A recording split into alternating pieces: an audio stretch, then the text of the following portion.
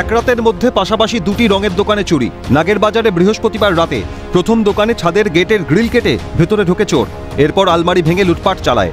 তারপর পাশের দোকানে জানলার গ্রিল কেটে ঢুকে একই কায়দায় আলমারি ভেঙে টাকা নিয়ে চম্পট দেয়।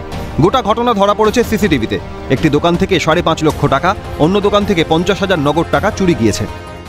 এতে আমার উপরে আমরা যাই মোটামুটি 4 লাখ টাকা এবং 4 লাখ টাকা রাখা ছিল, কিন্তু আজকে ব্যাংক পেমেন্ট দেওয়ার মতন আর ক্যাশে লাগবে একটা ছিল। কালকে যে 5.5 মতো হবে পেয়েছে। কালকে রাত্রে যে বিক্রিটা হয়েছে ছিল পুলিশ এসেছিল, পুলিশে দেখে গেছে। এরকম দুটো দোকানে পাশাপাশি হওয়াটা এটা আশ্চর্যকর, মানে অনেকটাই। সিসি ক্যামেরা ফুটেজ আছে, সিসি ক্যামেরা ফুটেজে দেখা যাচ্ছে যে চুরি যে করছে একজন হাফ লুঙ্গি পরা, মুখ ঢাকা। 50,000 টাকার মতো মোটামুটি সব মিলে হতে পারে, কারণ কয়েন ফয়েন সব ছিল, সব নিয়ে গেছে, মানে কিচ্ছু রাখেনি।